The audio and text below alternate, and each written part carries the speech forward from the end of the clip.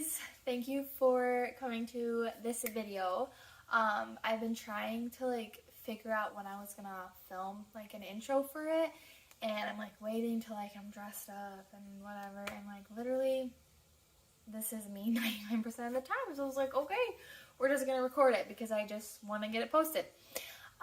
Anyway, so this video that I'm about to share, I recorded probably about 4 weeks ago, not knowing if I was going to post it or not. I had wanted to, but I wasn't going to pressure myself to if I didn't feel like I wanted to.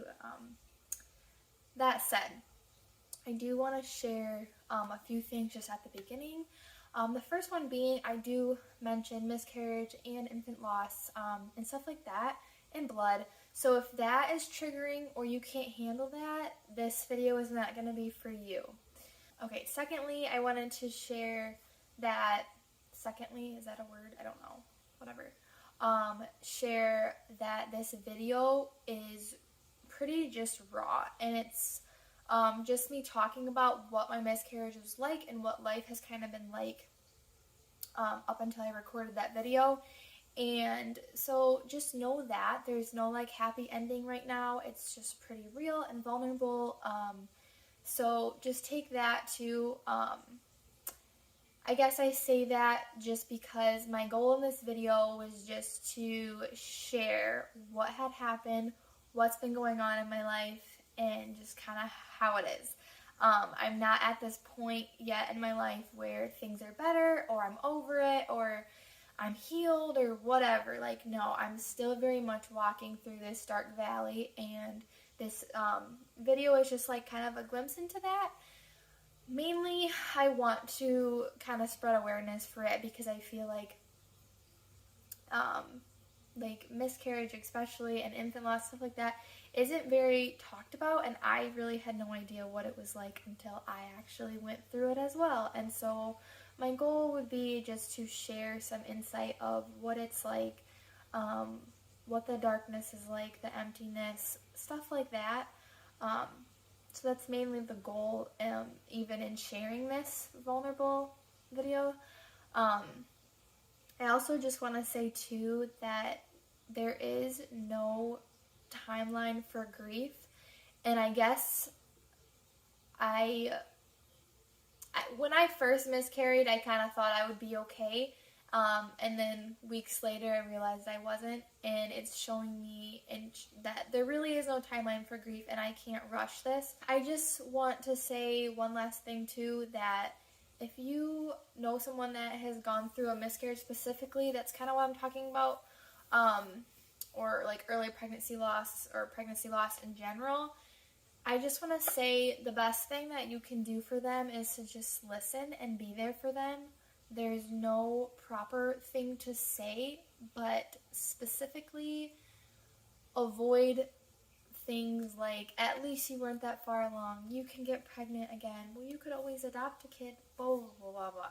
That is not helpful at all. Please just show your support to those people and show that you care for them and that you love them and that you will be there for them and listen to them, and just kind of walk alongside them. I think the most meaningful thing for me during that whole time was, I'm probably going to start crying talking about it, that the day that I miscarried, my sister was very quick to come over. She brought us food, made some soup, stuff like that, and then my parents had both come over that night, and then my sister came over that night, and as much as it was kind of overwhelming, I didn't want to see people, it was very good that they did so. I only saw my parents and my sister. I didn't see anyone else that day that had stopped by and dropped stuff off, but yeah, that was the most meaningful, and I get it, some people are not like that, so if there's a person in your life that's not like that, don't do this. But for me, I wanted to go curl in a ball and die. I didn't want to see people, I didn't want to be around people, but the people who asked to come over and I ended up letting them, it was really awesome because it just showed how much support we have and how much people care for us and just really walked through us. I had a couple from our church who came over a few nights later and just kind of cried with us, gave us a meal, and it was super, super meaningful. And so, I mean, some people, I get it, some couples are not like that, and that's okay too. I think it's appropriate to drop stuff off at their house if they don't want to see your face. But for me, I really did not want to see anyone, and the fact that I kind of did and forced myself to do that ended up, I think, being very good for me to do so. So yeah, this video, I'm nervous to share it just because I was like, it's just raw for me. So yeah, I think that video was recorded a month ago. I'm still very much in a similar spot. I'm still very much grieving, still very much missing what was, what I don't have, and really just trying to cling to God and surrender to Him and trust His plan. So I could keep going on a rant about this, but I'm going to be done now and show you the video. Okay, so it's been a minute since I've recorded like anything. I just really felt like I needed to make this video. So life has been very crazy, and since I last vlogged, like a lot of things have happened, but really I'm just going to be talking about my month of March this year because that has been life-changing for me. So we found out I was pregnant 2 days before Valentine's Day, and this was like after 1 month of like actually being like, okay, we can have a kid whenever, and trying, I guess. So it was a shock that like it happened that fast, and we were just like praising the Lord, like this was my biggest dream. Like I was just overjoyed. We were thrilled. Like it was just incredible feeling. And so yeah, we were happy. Things were going really well. Just constantly, like, I couldn't wait to have our ultrasound. I couldn't wait to like do more doctor visits, like for it to actually settle in and like feel real, because those first few weeks, like, it just doesn't really feel real. And so come March 3, I was just now 7 weeks pregnant that day. The day before there was some spotting going on, and so I was freaking out, and I was trying not to freak out, and I was contacting people that I knew, asking if this is normal, what's normal, how much is normal, what's going on. The next morning I decided to just call the doctor's office, let them know what was going on, and I did. I went to work. And then a few hours later, I noticed it was picking up a little more, and it was not just spotting. And I was like, okay, I'm still not trying to freak out, but I was freaking out. Called the doctor again. She told me to come in and get labs done. So I left work, I got labs done. My lab results were very well for being 7 weeks pregnant. I think it probably, I forget the number it was, something in the thousands, and I mean, it was lower for 7 weeks pregnant, I think, but I don't actually know. She didn't really say much about it, but they were high. So it wasn't confirmed that I was having a miscarriage, besides the fact that I was bleeding. And so she told me to come back in 48 hours later for another lab draw, and that would help them know what's going on. So I stayed at home. Dylan came home from work. My mom had stopped by. She left. Dylan came home from work, and we were just kind of talking, and I'm like, trying not to cry, trying not to freak out, trying to keep myself together, because I'm not going to get worked up about something I don't know is actually happening. So, yeah. What I remember that day is after he came home, I was kind of having some, like, light cramping going on, so I decided to, like, I was like, let's play a game. I love Battleship, and so we were playing Battleship, and, like, during that hour we were playing Battleship, I had the worst cramps ever. Like, I was just, like, trying to breathe through them and just, like, playing Battleship, and it really did keep my mind off of it.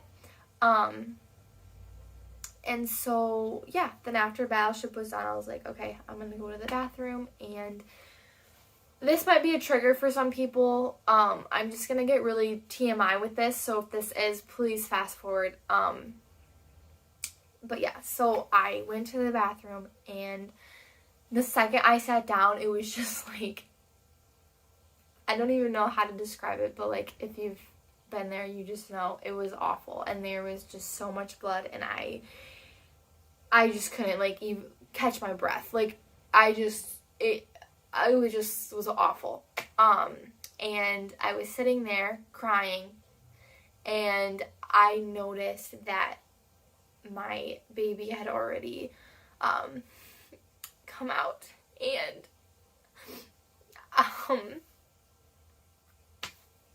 just like fully in the sack. Like, I could just see the whole thing, and I wasn't expecting that, going to the bathroom. And I was like panicking. Like, I called Dylan in there. I'm like, I'm pretty sure this is the baby. Like, it looks like a baby. Like, I was just in shock, like literally shocked. And so I called the nurse again, and I was able to send her a picture. And she confirmed that she was pretty sure that it was the baby, but still wanted me to come in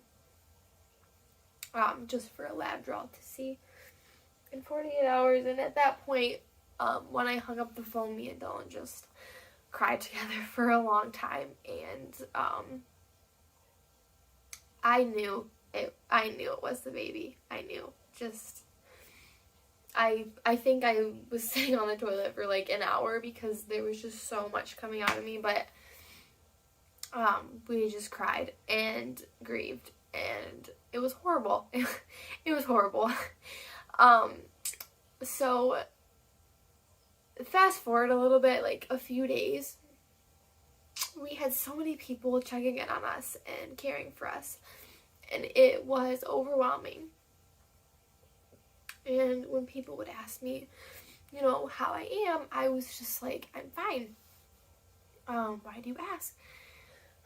Just kidding. But like, I was just like, it's fine. Like, I felt okay. Yeah, I was grieving and I was hurting, and I was just so much in shock that it kind of put me in a denial to my feelings. Like, I was just like, yeah, I'm okay.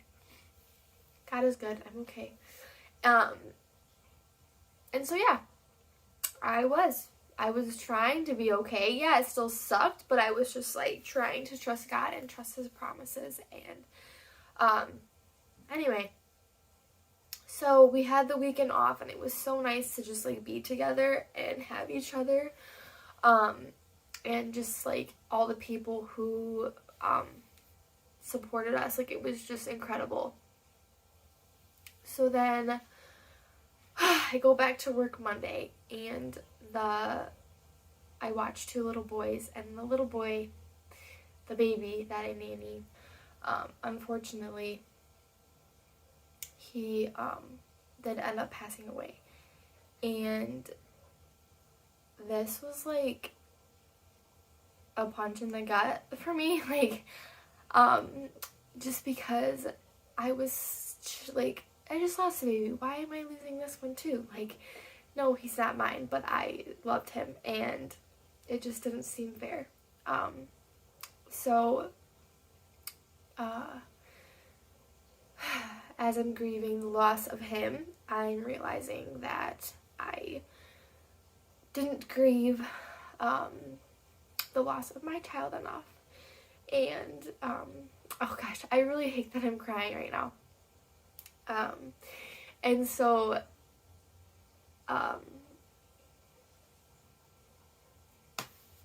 yeah, so now that's just all getting unpacked.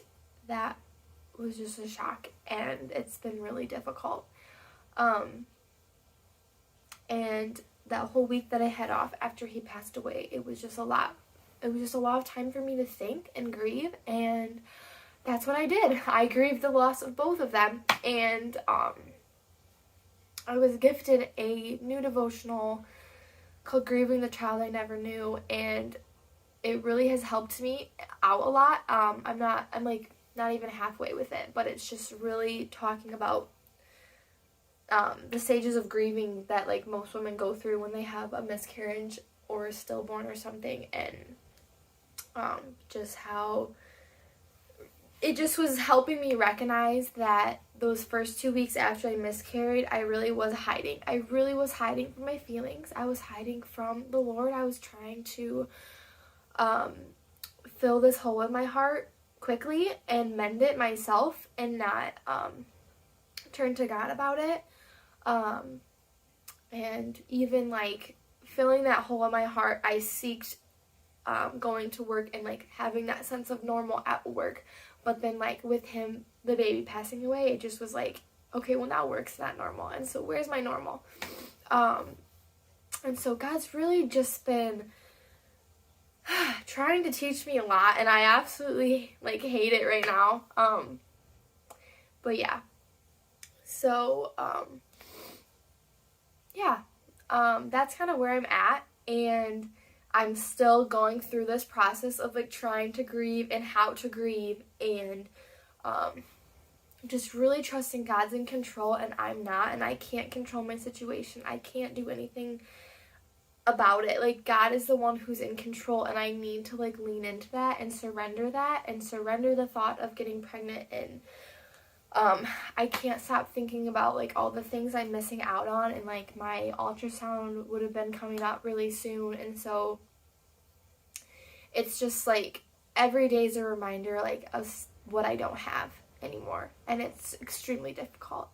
And then just people I know around me who are getting pregnant and having kids, I love it, and I'm so happy for them, and I love pregnancy, and I rejoice with those people. But again, it's still very hard for me to just like, why don't I have that? Why is that not me?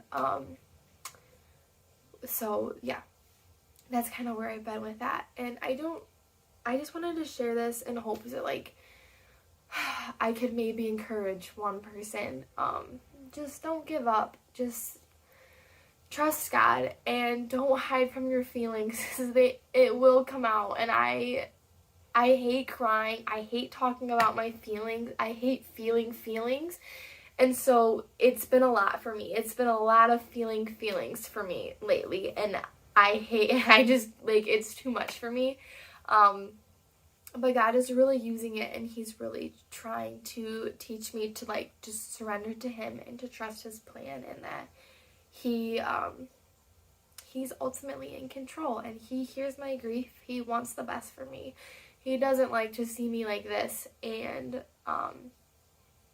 that I can lean into Him, and I can scream at Him and be mad, like, about this, and He hears all of that. So I've been really encouraged by that lately. But for everyone out there who knows me and who's been praying for me, I can't thank you enough. We feel your prayers. We do. And it would be so much harder without them, and I know that. And so I just really appreciate everyone who's given support and reached out to us. So yeah, but one thing I do want to say is, if you know someone who's miscarried or you've miscarried, I mean, you know how it feels, but just don't be afraid to ask, how are you doing? How are you healing? How have things been since then? Like, I think the hardest part is when people don't acknowledge that life was there. And most people that I know have done a really good job at this. And I'm not trying to target anyone or anything. It's just like, I just want people to know that for the sake of other women in their lives that they might know that have miscarried. Like, don't be afraid to acknowledge that life and ask the mom and dad how they're doing. And things like that, because it does bring me, at least, a lot of joy when people do ask me, and being able to like talk about it, and acknowledging the life. We loved our baby to death, and it definitely feels like just a part of me is gone, and it is. So yeah, but that's pretty much everything that's been happening. It's been really a crazy ride, and I kind of feel defeated in some sense, but I do know that the Lord is good and that He's looking out for me, and I see that. And yeah, we're trying so hard to just trust His plan and surrender to Him. So anyway, if you made it this far, thank you so much for listening, and thank you so much for watching, and I hope that this can be an encouragement. I really am in the midst of this hardship still, and in the midst of my grief. I'm not healed, I'm not okay, and I'm not saying that. I just wanted to be vulnerable and share the real side of life, that sucky things happen, and it's okay. It's okay to be sad. So yeah, thank you so much for watching, and I hope you enjoyed this video. Bye!